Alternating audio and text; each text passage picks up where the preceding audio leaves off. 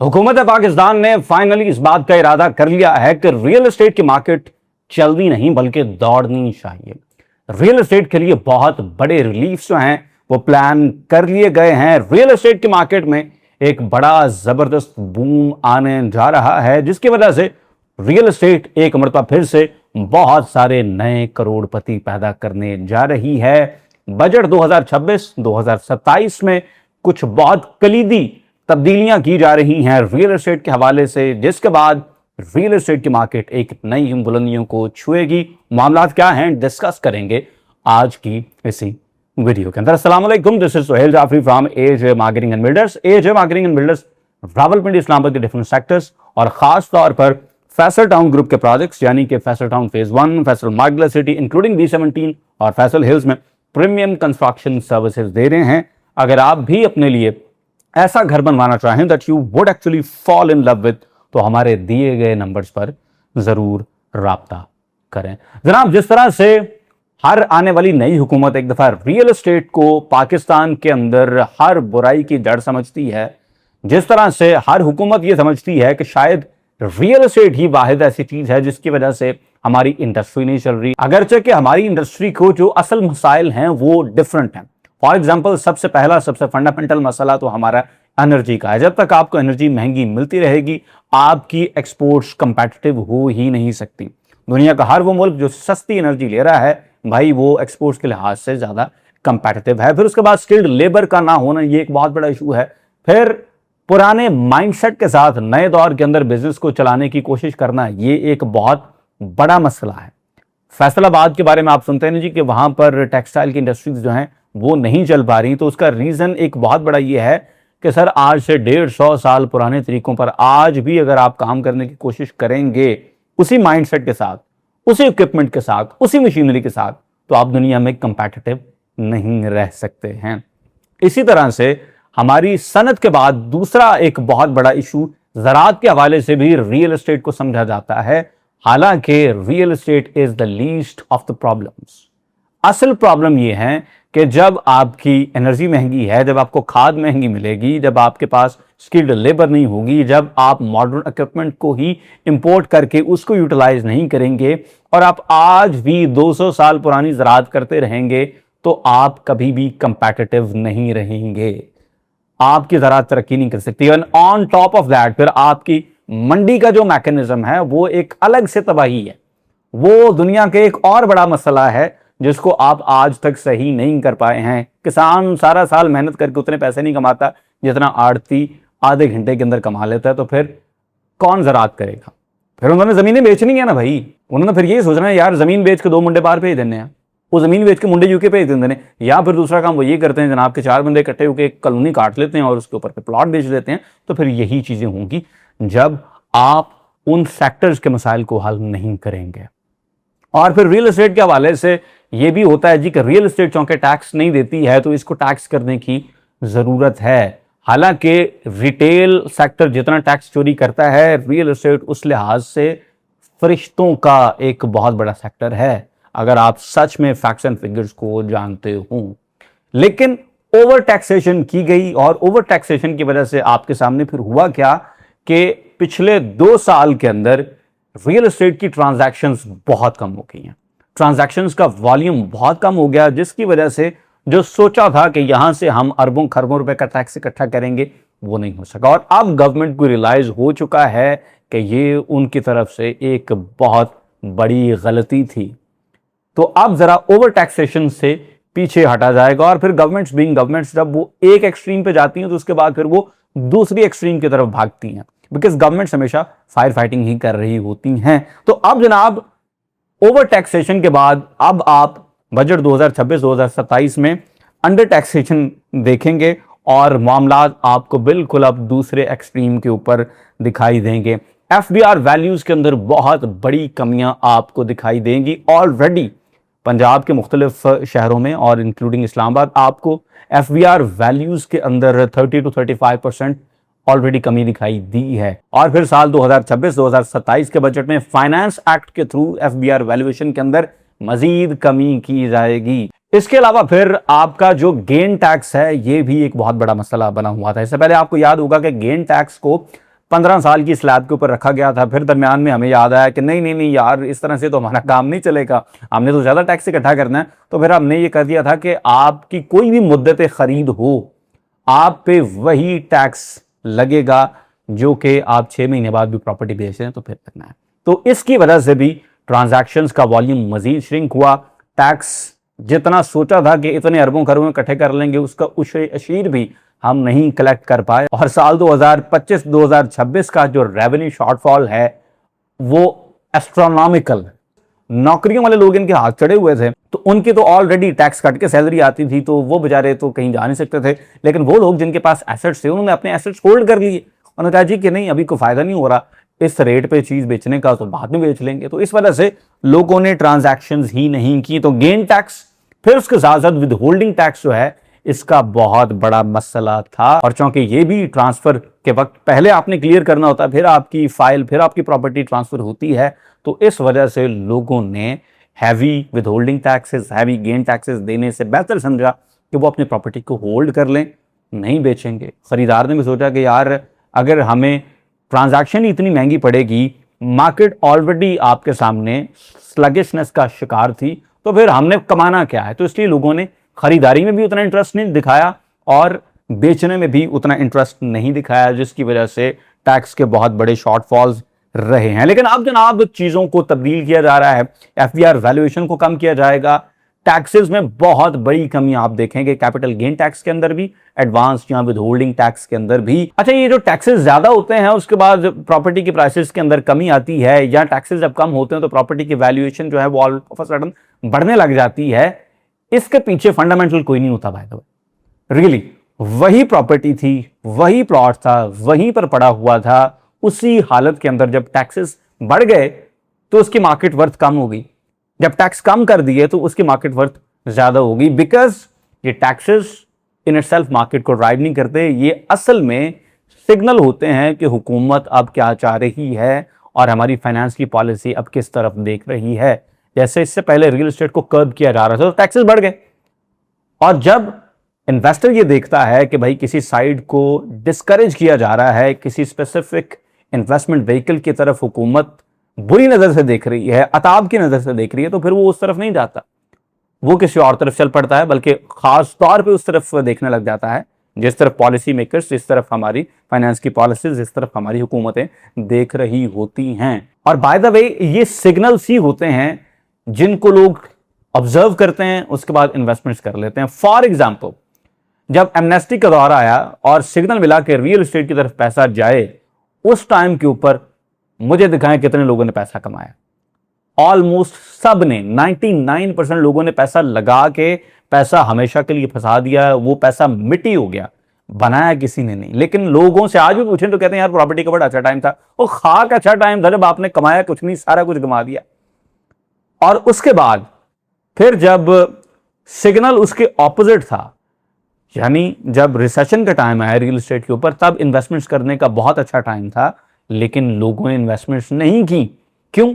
Emotionally stung थे, वो emotionally तैयार नहीं थे इन्वेस्टमेंट करने के लिए। हालांकि उस टाइम के ऊपर रियल एस्टेट में पोजीशंस लेने का वो बड़ा जबरदस्त टाइम था, और जिन लोगों ने अच्छी जगहों पे उस टाइम पे पोजीशंस ली, उन्होंने बड़े तगड़े पैसे भी कमाए थे। And once again I can not stress this enough कि फंडामेंटली कुछ नहीं बदलना, वही प्लॉट होंगे, वही सोसाइटियां होंगी, वही सारा कुछ होगा, लेकिन वहीं पर पड़े प्लॉट जो हैं उसमें आप देखेंगे कि बिकॉज नंबर ऑफ ट्रांजैक्शंस बढ़ेंगी तो उसकी वजह से प्राइसेस आपको जरा रैपिडली बढ़ती हुई दिखाई देंगी। तो जनाब अब सवाल ये पैदा होता है कि अगर मार्केट पे इस टैक्सेशन के कम होने का इंपैक्ट आएगा तो कहां पर ये इंपैक्ट आएगा, ये एक बड़ा की सवाल है। देखें, अगर आपने शहर से 50 किलोमीटर दूर एक गैर आबाद जगह के ऊपर, जहां अगले 25 साल भी किसी ने जाकर नहीं रहना, जहां पर मौके पर प्लॉट होने के बावजूद भी लोग घर तक बनाने के लिए नहीं निकल रहे, तो वहां पर सर किसी किस्म का कोई इंपैक्ट नहीं आना।